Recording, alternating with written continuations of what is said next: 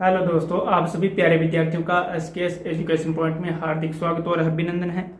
आज हम बात करेंगे उन प्रश्नों के बारे में जो हर परीक्षा में जो गुलाब से संबंधित प्रश्न पूछे जाते हैं। गुलाब से, जैसे गुलाबी नगरी कौन सी किस जिले को कहा जाता है, गुलाबी संगमरमर कहाँ मिलता है, उन सभी प्रश्नों के बारे में आज हम इस छोटे से वीडियो के माध्यम से चर्चा करेंगे। अगर आपको वीडियो अच्छा लगे तो लाइक, शेयर और सब्सक्राइब जरूर करना हमारे यूट्यूब चैनल को। तो चलिए चलते हैं, हम बात करते हैं गुलाब के बारे में।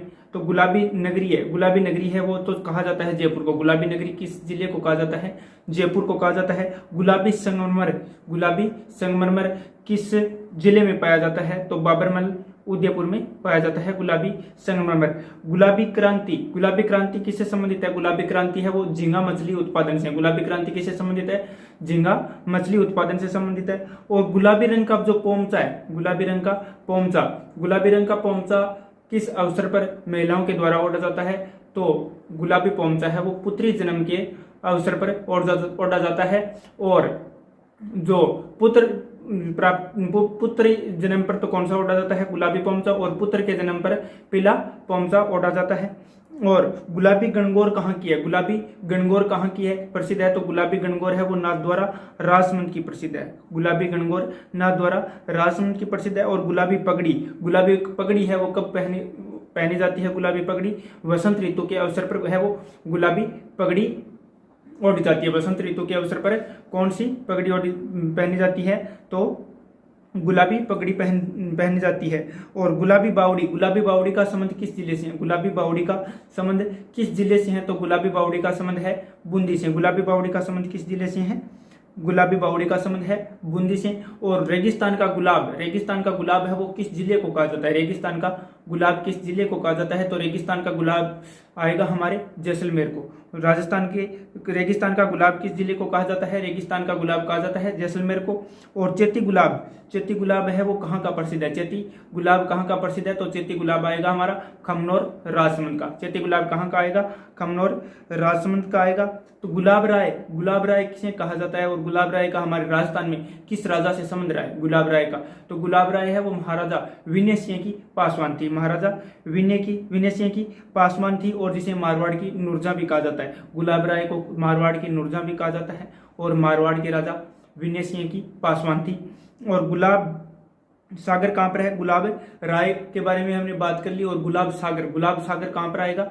गुलाब सागर आएगा जोधपुर में। गुलाब सागर कहाँ पर है? कहाँ है? जोधपुर में है। और गुलाब हलवा कहाँ का प्रसिद्ध है? तो गुलाब हलवा आए तब हमें करना है पाली। गुलाब हलवा कहाँ का प्रसिद्ध है?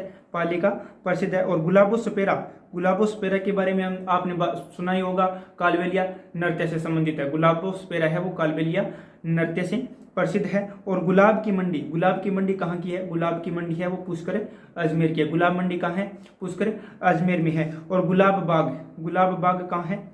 गुलाब मंडी तो कहाँ पर है? पुष्कर अजमेर में है। और गुलाब बाग कहाँ पर है?